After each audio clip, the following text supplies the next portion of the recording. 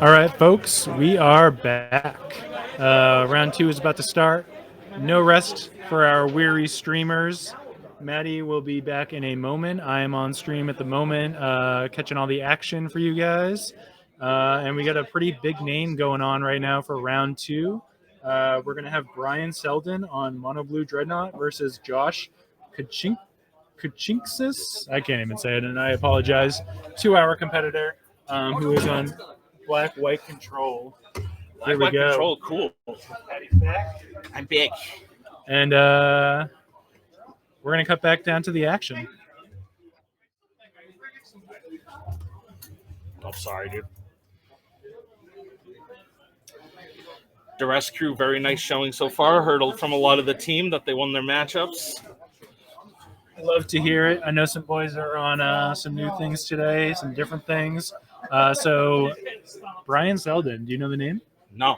Brian Selden is a former Pro Tour champion. Oh, damn. And he has one of those gold border decks. Cool. Yeah. So he won with this like really cool like survival deck back in the day that was like, I want to say it was like black, white, or black, green, red. But one of the bigger names that has joined up into the pre-modern community. So yeah, Magic the way he remembers it. He's also the yes, thank you, Pat Sweet. He is also the current champion of LobsterCon since he won last year on blue-white control. So just an all-around very solid competitor. And, playing mono blue Dreadnought. Yep, and we figured since he won LobsterCon and since he came through today, that we wanted to get him on stream for round two for y'all. Hell yeah, dude. Yeah, always stick to get a big name on stream. Heavy hitters.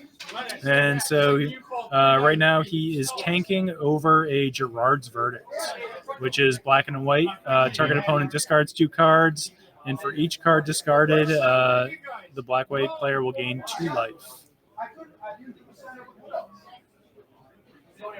Did he have a Daze in hand? Did I miss that? I didn't see it. If he did, I mean, I see the Dreadnought in his hand already, so like, He might just not care, right? Yeah, he might just be really keen on going for this turn 2 Dreadnought. Also has a Mishra's Factory in hand, so that's pretty cool to see. Usually the mono blue deck only runs islands, and it looks like he's taking maybe a little bit more of a control-y approach to the deck by running Mishra's Factories to lock down the board. So chooses to discard an island and an opt. And it looks like, as Chad is pointing out, that he's really just looking to deploy a Dreadnought and protect it quickly. Yep. Here we go. So plays the Dreadnought and follows it up with a Vision Charm. Very nice. So that's going to phase the Dreadnought out of the game. So cool. And give him the ability to untap before his opponent is able to respond to it next. His opponent, not realizing that it was phased out, reveals the Swords to Plowshares. Oh, hate to see it. Those are those type of plays too, where like it just shakes you for the rest of the match. Like, like I'm so stupid. Like this dude's gonna be thinking about that Swords of Plowshare for 2 weeks. I know that Josh is also like a newer. Oh, I spelled his name wrong. Let me update that. Jish rules though. Jish is a newer competitor in pre-modern. Geo. There it is. And he's young. He's like 17 years old. Yeah, dude. So sick to see a young buck on the battlefield. Just plays the exact correct swamps. Hell yeah. Is Hurtlands, is that Anton? Is that who I'm seeing in the stream right now? I think it is. Well. So Josh taking the interesting approach of choosing to Vindicate there. Nice, Anton. Glad you can make it. Anton is Magic. He has a Magic podcast. Cool. That's super sick. Yeah, and just one of the all-around better people in the community. So much removal from the black-white control deck. Yes, this is what it does. That is what it does. And he has a counterspell, but no second blue source. Oh, so choosing to go for the Vision Charm here to phase it out, and he knows about the sword, right? Isn't the sword still available to Josh? Should be. Huh. Best basics. That's some rookie mistakes right there, dude. Oh, there it is. Okay. Okay, so goes for the swords on his upkeep, probably choosing to try and get him to use another vision charm right there and phase it out and take another turn off from attacking. But he's able to land it, and he's in a pretty good spot. But this Mishra's Factory is very live right now. Yes, sir. Josh should already be down to 9 life. Yep. And that's a clock. That's definitely a clock. Yeah, dude. Especially when you're on 30, your opponent's on 32. Yeah. Okay, so best basics. What do you think? Best basics? Ooh, so I'm really a fan of, I like the white border one from Revise because those were the majority of the ones that I had when I was a kid. So I have a soft spot for those. But I do have to say, I think it was Commander Masters. They did those old border, old art foil joints, and those are like gorgeous. Yeah. And like some really nice foiling from Wizards of the Coast, which we don't get to say often. Right, yeah. But those are my favorite. I also really like the Kamigawa ones, the full arts from Neon Dynasty. Like the Japanese ones. Like the cool. mountain with the flames and the dragon in the sky are like so sick. Those are cool. What about you? I mean, like the ones that really hit for me are the unglued basics. Oh, yeah. Just because, like, as a kid, there's nothing that looks like them either, and it was the first chase basic. Right, Yeah. exactly. So, you know, like... Pat, I agree. Rebecca Guay is the shit also.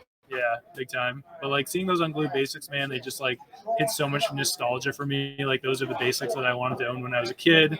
Those were like the chase ones that I would see like, you know, better players than me using and stuff like that. So those ones hold a really soft spot in my heart. Also, I feel like now they really are going out of their way to make really cool full art basics. Every new set, I'm like, this is the coolest basic I've ever seen. I need 20 of these. Yeah. I have more full art variety of basic plains and mountains than is healthy at all. Maddie, of course, our commander aficionado, so probably not going to give chat the response that they wanted because they're all looking for like the old school border invasion mirage, you know, all that type of stuff. No, dude, if I'm going for classics, I'm definitely going for white border revised. Those like very light watercolor arts. Those cards fade really nice too. Yeah. Like they look so well aged. I love them in Unlimited. Yeah, dude, for sure. The Unlimited, like really, that's like my favorite like old school set at this point. Is like I just love like the big white borders, like the big chunky, dude, yeah. So right now we're getting into a spot where Josh is looking to like recur these Eternal Dragons and continue to cycle and build up his mana. Brian deployed a counterspell on him hard casting one of them, but like this is not really the spot you want to be in. And now he's burning a Stifle on him, returning it from his graveyard. So Brian in kind of an awkward spot here. He just has like very little steam right now. Really cool to see a Stifle though on that trigger. Sure. Little deep cut. Oh, activates his Swords the Lance. His Mishra's Factory, and it's swiftly answered by his Swords to Plowshares, which he does not have the counterspell anymore for, notably. Yikes. But you know, you got to respect him trying to keep that dragon off the board so that he can get in there with his factory. Yeah, dude. Tanking a little bit about what he wants to do. I see that he has a Powder Keg in his hand, an Impulse, and a Stifle. So probably hoping to see a Gush right here. Because if he can counter this with his opponent having one card in hand, he's going to be in a pretty good spot. Yeah. I don't think that he saw what he was looking for, but I did see another Mishra's Factory in that pile. Yeah, he did, yep. So that's an okay trade. More beats. Lots of tanking going on. A lot on the line today. No doubt about that. For those just tuning in, you know, I've been saying it for a while, but the top competitors today and top two are both getting Mox Diamonds. So sick. Oh, and he found the Gush. Wow. Sick. If he can chain this into a foil, he's going to be in real good shape. Does not looks like he drew another Gush off of Gush. And that will get plowed. Woof. But, like, he's in a pretty good spot still. Having the backup factory is huge. Yep. Notably also not able to deploy another land, so shields are down for a moment, but Josh has to use all of his mana essentially to return this Eternal Dragon to his hand and cannot cast it. So still keeping Josh off the board. Josh at 5 life, back against the wall. It's going to be hard, too, because when he drops the other factory, Josh's life total is so low, dude. He's going to have to leave that dragon up as a blocker. Right, yeah. Josh going for the cast on it again. And we do see that counter spell in his hands. Yep. Gonna take it. Woof. Gonna take the opportunity. Just continue. Eternal to play the Dragon's so control cool, game. though, dude. I know. I'm really excited to see it break out in the format. Yeah. It's something that's like a pretty recent innovation. Like this whole black-white control deck is pretty new. Yeah. And there was such a long time where the card just like really wasn't in the format, and now black-white control is like really like at the center of the format. You know. So sick. Yeah. Really cool to see. Yeah. I mean, you can still play Dragon and like in Commander and shit. It's still Definitely. like good. Definitely, yeah. Just the recursion on it, hitting all your land drops. I mean, it's everything that you want to be doing in a control deck. Bum, bum, bum, bum, bum. First arrest played on stream today. Oh, yeah. Yeah. Does Josh get a prize for that? I'm gonna give him a firm handshake. That's worth everything. Yeah. It's the correct duress art too, by the way. Everybody in the world. Saga duress is the top duress. Yep. Known at this point for sure.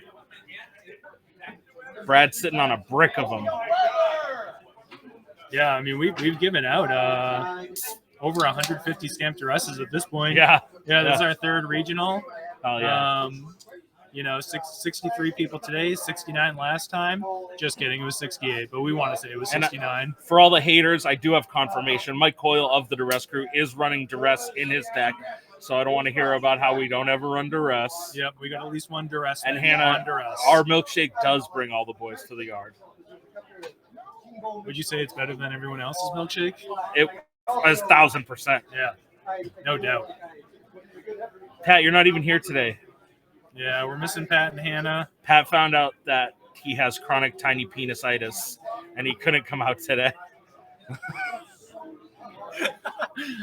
He is having a flare-up. So Josh chose to take the stifle off of that duress. Is that correct? Nobody is more upset about Pat's disease than Hannah. Both actual victims of COVID, sadly. And, Yeah. Not coming out today. Our boy Billy is in Michigan on a work trip. Woo! Yeah. Just so everybody knows, if you are curious about the Duress Cruise, the way we measure up, our one female member, Hannah, does have the biggest unit of all of us. Yep. I have classic white man butt, so I can't take any... I don't even have any skin in that game, as they say. Oh, I was talking about penises. Oh, yeah. Word. Yeah. I also have no skin in that game. Amen, brother. Yeah, she's got a real knee slapper.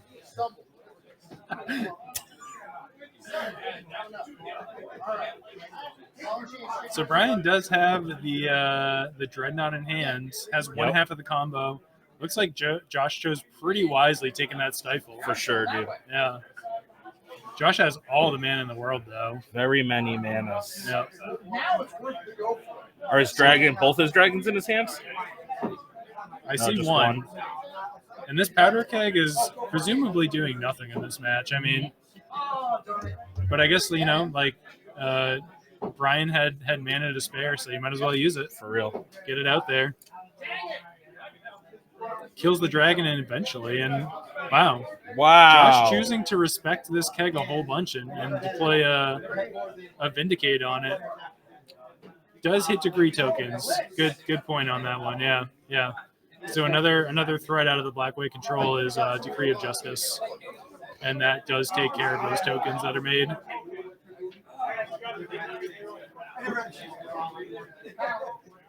You need another seltzer, Maddie? I'm good right now, my dude. All right. It was very refreshing. The Pixie Lights. Yeah. Summer special. Super crushable. I just want to say our fine friends at Polar Seltzer make a quality product with very few ingredients, triple filtered carbonated water, natural fruit flavors, and essences. And that's it. It's the whole shebang. Yeah. We're going to have to send them this video so that they really know about us being so desperate for the sponsorship. I was thinking for our last regional tournament of the year. If we could get sponsored by them, we could get like them to help us pay for playmats. Hell yeah. And get their logo on the I love it, playmats. dude. You know who I know also might be down is New Balance. New Balance? That's another Massachusetts company. If we can get the stream big enough, we could all have sick new dad sneakers for the crew. Yeah. Yeah. Arch support, baby. New Balance, Polar, Coney Islands. Oh, for sure. Yeah. Willie works there. We got the insider. Yeah, exactly. Free hot dogs for the crew. Dude, we could get the whole truck outside. Woo! That would be nice. We should roll up on the truck for LobsterCon. Yeah, right. Have an army storm out of the back of it. Mm-hmm.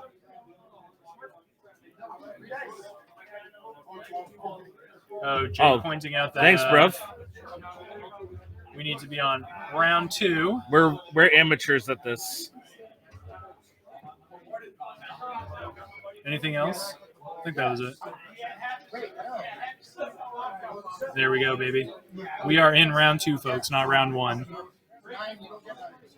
Oh, and here's a big decree. Yikesy, Mikesy. Brian immediately going for an opt right here, probably looking for a stifle. Digging, dude.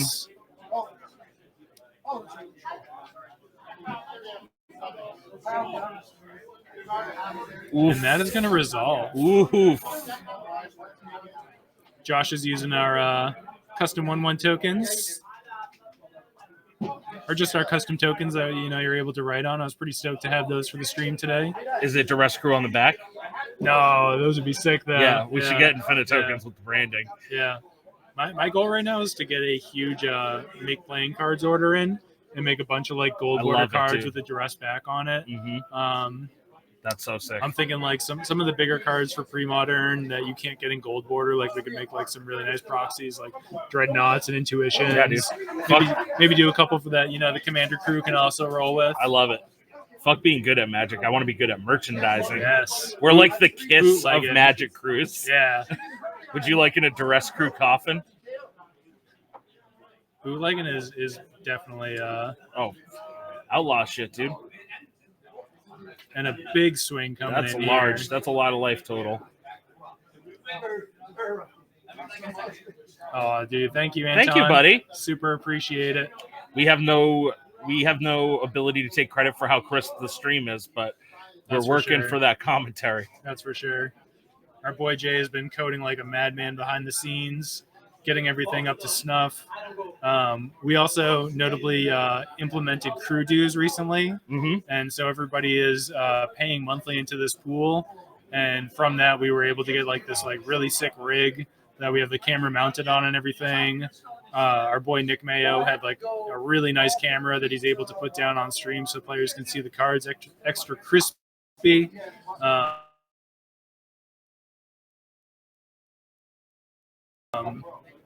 Yeah. Wait, that was an Exalted Angel. Exalted Angel. Yep. You went for a hard cast on it. Goosh. So Brian, lethal on the board. Yeah. Yeah, this black-white control like turned the corner so fast. Yeah. So now it's like even if he gets a Dreadnought down, he's toast. What can he do with it? Just block? Yeah. Oh, his life total's up to 16. And he's looking at, a go-wide situation here right now. Looks like the life totals were wrong, maybe. Oh, are the life totals flipped around? No, I think that... I don't know. I don't know what happened. I know I was down to 9 a second ago. Oh, the Dreadnought got plowed. Oh, that's what it is, yeah. Yeah, we can't see the life totals super well in the booth. But yeah, the Dreadnought got plowed, which gave him a lot of breathing room. So now this Dreadnought is actually a very potent threat right now because he's not looking at lethal. No, sir. His opponent only has 2 cards in hand. Used a lot of removal already. Yeah, he's used like multiple Vindicates, multiple Swords to Plowshares. Brian has 2 mana available as well, which is like representing the counter spell. This game could be swinging back. Sabo's Web coming down just to cantrip. Just in case. Just to draw a card off of it. He's got another one in hand too. Yep. Another, just cycling through. He has so much mana, so digging. You got to dig right here. Deploys a Duress. That's pretty nice to find off of those. Yeah, Brian has been playing a fantastic game with this deck. Yeah, dude. and is just going to allow his opponent to see his hand right here. I see multiple foils, multiple islands. Charm. Yep, a vision charm to protect that Dreadnought. So Ryan is in a very good spot right now. Josh does have 7 plus 5, 13 power on the board. Wait, 6, 7, 8 plus 5. Yeah. 13 power on the board. So he can chump block this Dreadnought and trade with it. He's going to have to. Yeah. And I mean, that feels pretty good for him. Yeah. Another dragon. Another Eternal Dragon. Met with a foil. Absolutely, yeah. Last card in hand. Nothing else coming. Got to fire it. Yeah, so I think that's the move, right? The double block on the Dreadnought, trying to get it out of here. I didn't write down his name correctly.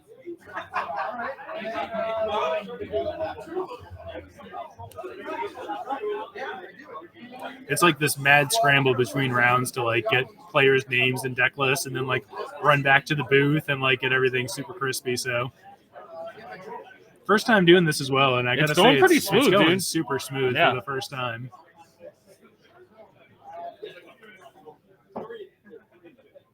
So Brian, did he cast a Portent? Is that what we're looking at right here? Mm-hmm. Yeah.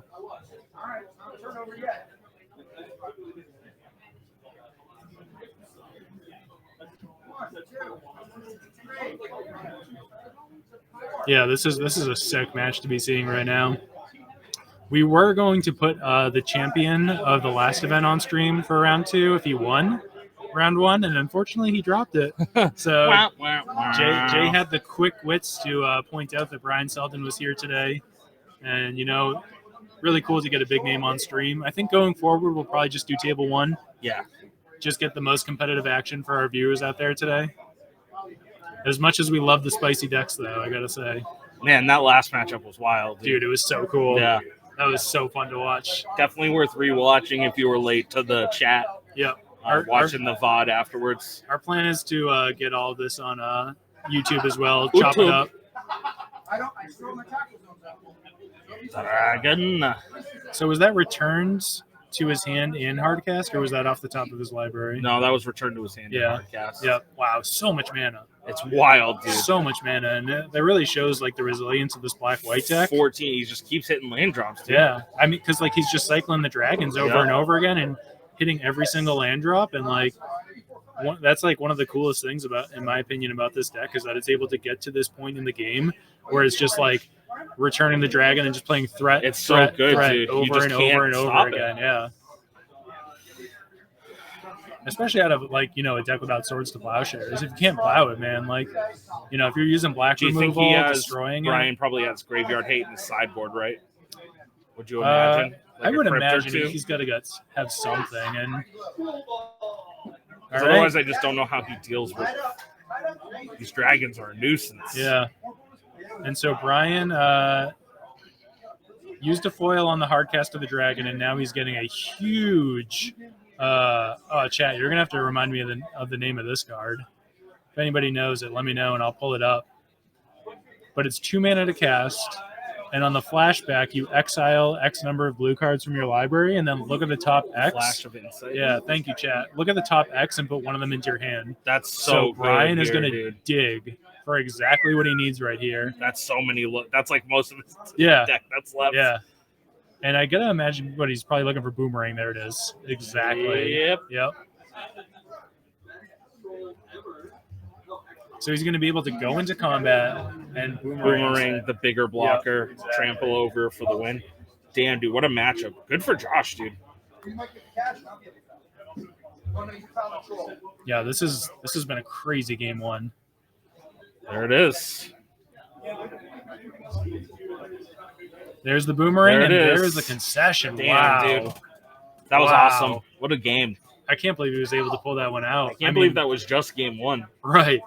I feel like we just had a lifetime of Magic in one match. Especially he had that Dreadnought very fast. I don't know about y'all, but I'm perspiring. Yeah. Yeah, Brian is definitely an incredible player, showing that since the time that he won the Pro Tour way back when, he has not lost any of it. Do you get a ring when you get to do that? I hope. I'd be wearing it. I hope. I'd be wearing it Yeah. all the time. But I gotta give Josh a lot of credit as well. You know, as a newer player to the format, like just getting into it pretty recently, like and being 17 years old. Did great. You know, did great. You could see the inexperience here and there with the choices, but overall, great decision making. Right. And you know, when your deck is 99% removal, you only need to worry about one creature. Yeah. He was telling me that. Have you heard of that card game Sorcery? Yeah. Yeah. So Steve Jackson joint. Is that what it is? So Steve, I think it's made by Steve Jackson Games. Yeah. Okay. Who's that? Steve Jackson Games has been around since like the 80s. Oh, and he just cool. It's like a huge. There's a million cool games that they put out. GURPS, which was like the first generic role playing system. So it was just like, here's the rules for how to do checks, and then they would release flavor books every month. So like, oh, you can play GURPS as robots. You can play GURPS fantasy. You can play GURPS. Wow. And they did a bunch of card games and shit too. That game Munchkin. Have you ever played Munchkin? Yeah. Munchkin is Steve Jackson Games also. Yeah. That one's like super approachable. Yeah. Super a lot of them approachable, are, super dude. Yeah. fun. Anyways, the point of my story is that Josh was telling me the last time that I played against him is that he's been playing this new game Sorcery, and it's like it has like all these like old Magic artists doing the art for it. So it, like the card art is amazing, and it looks a lot like an Alpha Beta Unlimited set. And he's been playing it online and like qualified for like this like big championship for it, but because he's 17, he wasn't able to go. He's like. Yeah, I'm literally like, well, couldn't your parents like paid for a hotel for you? And he's like, dude, I'm 17. I can't even get a hotel room. No, they won't let you. Yeah, Pat. Now August 1st, I'm officially don't have to work nights or weekends anymore, except once in a while. So I will actually have time to run a game for the Duress crew. Yeah. So I'm very excited. I already texted my D&D group like, hey boys, I'm back. But yeah, so the promotion gonna be nice. I'm excited, man. You've been DMing for how long? I've been playing D&D since I was 5 years old, so 34 years. Wow.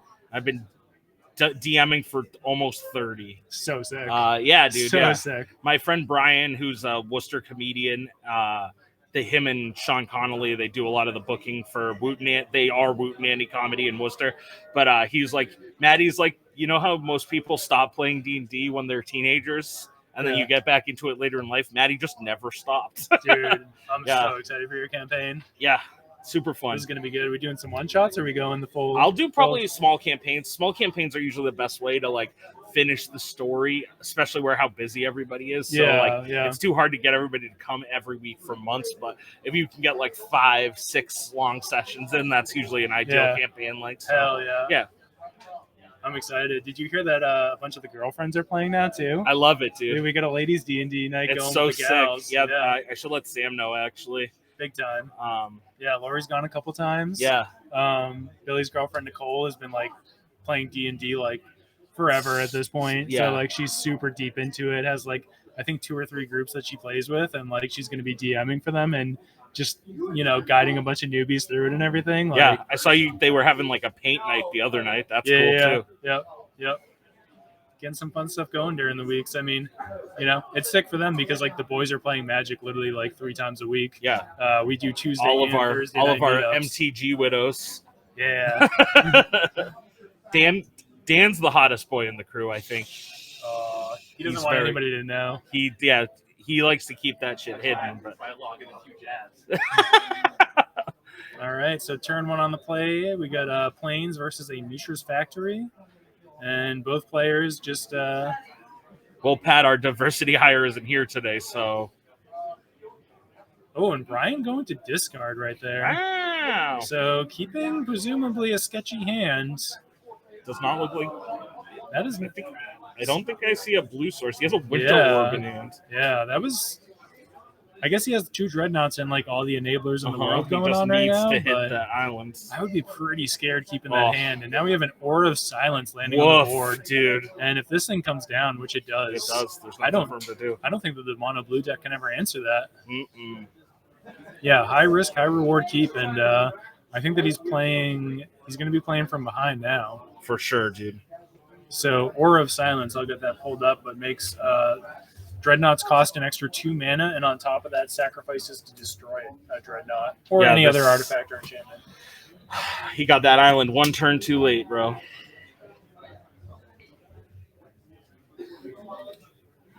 does have the factory as well, but attacking into an Aura of Silence with a factory doesn't feel super good. That is for sure. Yeah, because it's an artifact when it turns into a creature, right? Yep. Josh notably missing black mana right now.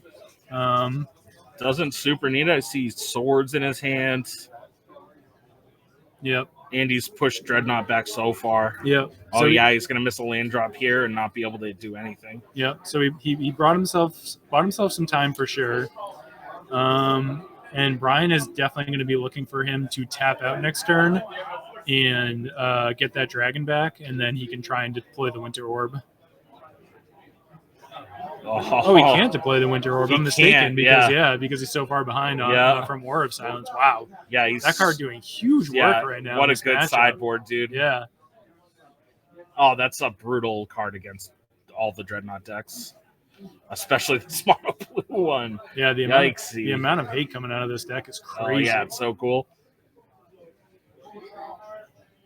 So Brian has 2 mana floating. He's got 55 cards in his hands. And using a colorless plus the 2 floating to push that Dreadnought through. But he's got to know that it's not long for this world. So I guess he's, making his opponent use his spells. Oh, yeah, dude. His opponent swiftly answering with a disenchant on the vision leaving chart, that Aura of Silence hanging, dude. I see that Daze in his hand, and that thing isn't coming down anytime soon. But, Dragon to hands.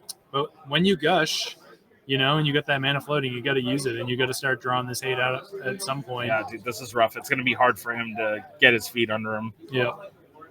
And this would be the moment where he wants to play that Winter Orb and just simply cannot. 1,000%.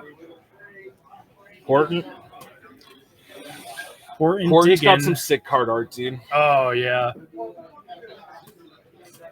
I don't know who does it. I don't know either, but it's friggin' sick. Nice old school one. We'll pull it up for the crowd just to appreciate the old school art going on in Premodern. That is so awesome, so iconic. One of the things that draws a lot of us to this format. Oh, that's not the right card. Our image fetcher doesn't know what Portent is.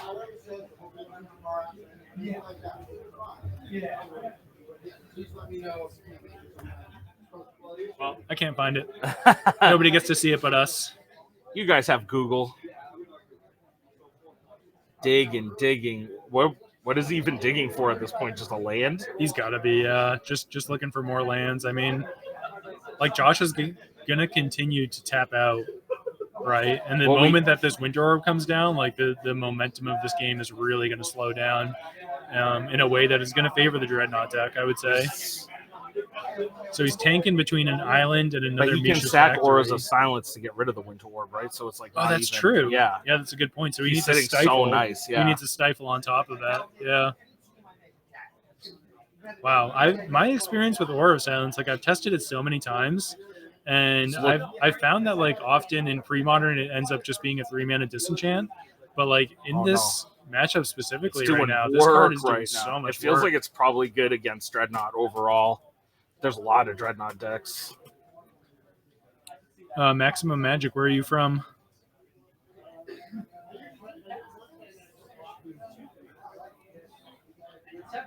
Washington, yeah, dude. DC? Is it? There's got to be a train that comes all the way up, right? Almost certainly, yeah. It might. Or you can bust to New York and then take the train. Yeah, busing to New York would probably be the best thing. And you can even bust to New York and take a bus from New York. Mm-hmm. Yeah. Yeah, dude. It'd be a slow journey coming. Dude, up I haven't from New taken York. the Fenghua in a long time. How much do you think it is now? Remember when it was like $20 when we were kids? Yeah, the big yellow bus, right? Dude. Yeah. Any of those, the buses that light on fire on the highway. Yeah. Risk your life to travel. $50 now, Pat. Whoa. Inflation. Everything is expensive these days.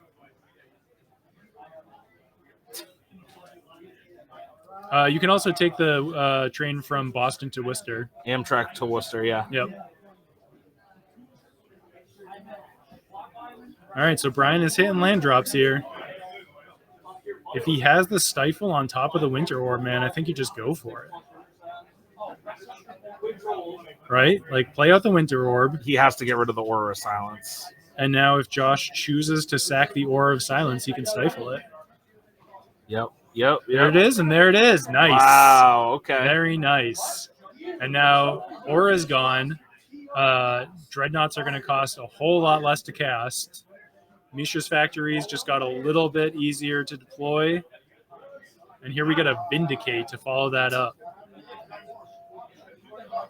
I don't know if I saw a foil, but it looks like we are going to see a Gushin response. Yeah, he has a counter spell in his hands. Yeah, but no mana to float for it, so Yep. pretty much foil or bust at this point. Nope. I don't think did he find it? I don't think he did. Nope. That's okay, though. I mean, you got 2 cards out of that Winter Orb. For sure. So, and getting rid of the Aura Silence is insane. Exactly. So I think that's a pretty good trade overall for the Dreadnought player. Mm-hmm. Obviously, Josh has to take those plays, has to play into those types of things. Yeah. We do know that Josh has swords in his hand, though, so right. Dreadnought isn't even good here, but he can. Oh, it's wild. Crazy match. This mono blue Dreadnought deck is so controlling. It's impressive, dude. Yeah, all those free counter spells and just the consistency of being able to use them because you're in monocolor. Ooh, and here we got a lot of respect on Amisha's Factory. Josh is still at 20 and is choosing to Swords the Factory instead of take the damage. So not one damage has been dealt this match. Yeah, a lot of respect shown. Eternal Dragon eating counter spells as it has been the entire match so far. So both players just refusing to let the other player get in and do anything. Looks like we just found a Vision Charm off the top. Be interesting to see if we get a Dreadnought here. It looks like a great time to go for it with that counterspell in hand too. For sure. Going to start off with a Portent. Maximum Magic, we have 63 in the house today.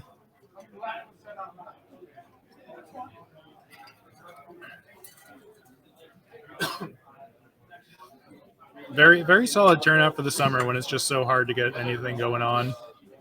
So Brian choosing not to go for the Dreadnought in that situation. Oh. Firing off a Duress. Just getting more and more counter magic out of his hand if he's trying to stop this one.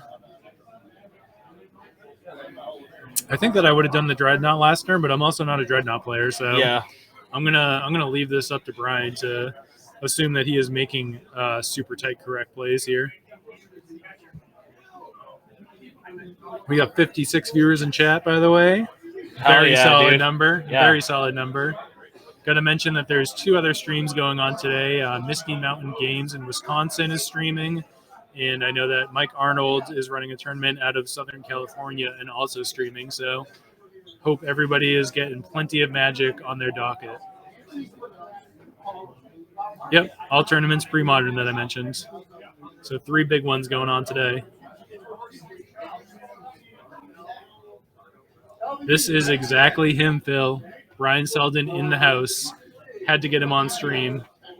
MTG Banding is an excellent handle also. Yeah, that's Phil Nguyen out of New York who runs a Substack. Is that the word? Like he puts out like a newsletter. Yep. Yeah. He has a really sick newsletter for Premodern. Oh, okay. So no stream coming from Mike Arnold. So Misty Mountains and Duress Crew leading the way in streaming today. And Gerard's Verdict. Brian has a lot of cards in hand, so I don't think that he cares about this one too much. And I think that he's going to get rid of that Flash of Insight, if I'm not mistaken. I think I saw it. Yep, there it is. So sitting, waiting to go digging. Yep.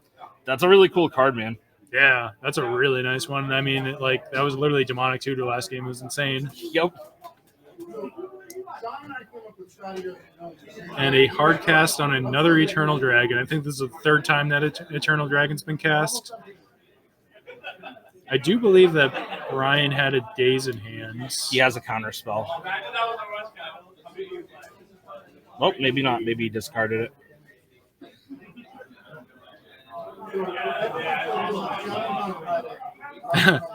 Format where always win Parallax Replenish. So funny.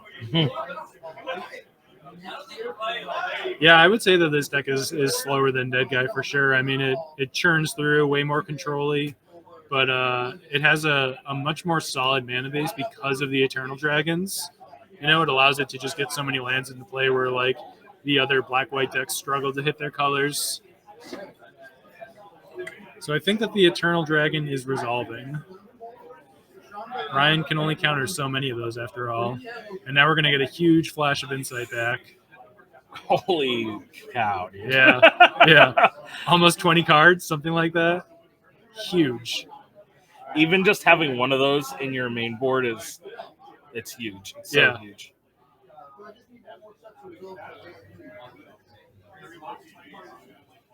Ugh. And I don't even know really what he's looking for at this point. I mean, he's got Dreadnought, he's got Vision Charm. He must just be looking for more control to get that on the board and get forward with smashing. Didn't see the card that he picked. I didn't either. 12 deep, baby. Winter Orb again. Oh, very nice. Okay. Hell yeah. That is a hit. Very brutal time to play. Yep. Oh, and yeah. immediately is going to deploy this. Yep. Smart. Yeah, into Dreadnought. Oh, gushing, no less, to get the free mana off of that. So now he's got 2 floating. And I mean, now he's really going to be able to multi-spell. Now he's going to be able to play like a Winter Orb and a Dreadnought in one turn. Yep. I'm wondering why he's been pulling the island out of his sleeve. I think it's to signify his land drop for the turn. Probably. That's a cool move. Yeah. So here we got the Dreadnought coming down and followed by a Winter Orb with Counterspell backup. Woof. Wow. Ryan is playing like a stallion. Yeah, dude. This shit is grim.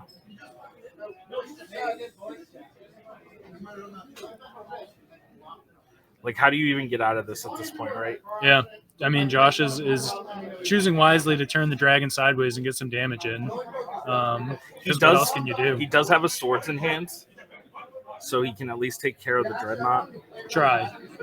Yeah. All that counterspell backup. Yeah. That Winter Orb was just insane. Oh, so good. And pretty crazy to note that Josh actually kind of turned that on by making him discard the Flash of Insight. 1000%. Yeah. Dude. Yeah. Yeah. Winter Orb always feels bad, man. Yep. That's a cool card. So good against control decks. And so good in a deck that's able to manipulate its mana like Dreadnought, where it can just get gushes off and get its lands back into its hand and continue to hit land drops. So like you're really not feeling the hurt the same way that the control deck is at all. I remember I had a Dreadnought when I was a kid, and I used to play it fairly because I didn't know how to abuse it. Oh, it's so I awesome. just play weenies until I could sack them enough to play Dreadnought. To play your 12 mana. Yeah. Or your 12/12 trample. 12/12 trample. That's all I need to hear, baby. What else do you want as a kid, man? I had an Avatar of Might that was like my pride and joy. Dude. Craw Giants. Here we got the Vindicate on the Warb. So choosing to go after Winter Orb rather than Dreadnought is interesting because he just made his land drop too, right? So a lot of respect on the Winter Orb. This is a pretty good play. Chump. I'm really impressed by both players in this game, honestly. Dude. This kid's really holding his own against a dude that is tried and true. Like literally been playing Magic for as long as this kid's been alive. Yeah. And there is the concession. Yeah, dude. Wow. Oh, man. Tough defeat. Crazy matchup. Good matchup. Honestly, he did well for himself, dude. Honestly. Yeah. Accounted well for himself. He should be proud, even with the L. Exactly, man. That was extremely tight play from Brian, though. That was like so impressive to watch. That Winter Orb broke that game in half, dude. Yeah, I'm with you, Anton. Brian just pulled that right out of his butt on that one. That was insane to see. Super cool. So Brian Selden going to take the dub. Yeah.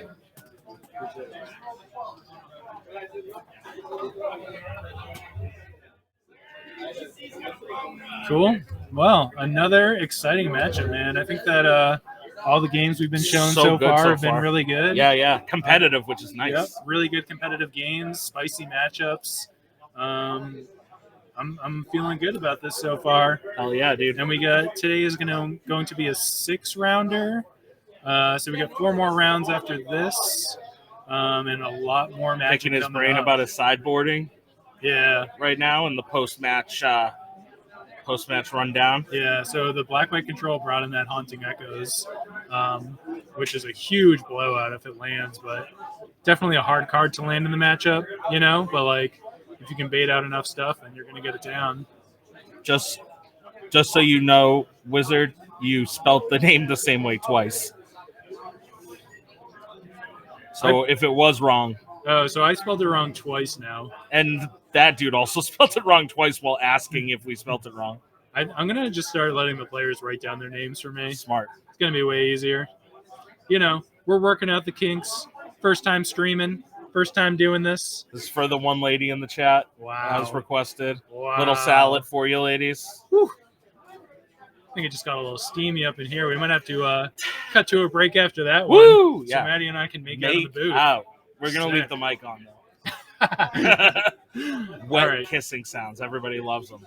Folks, we'll be back in a little bit. We're going to go take a little breaky for ourselves.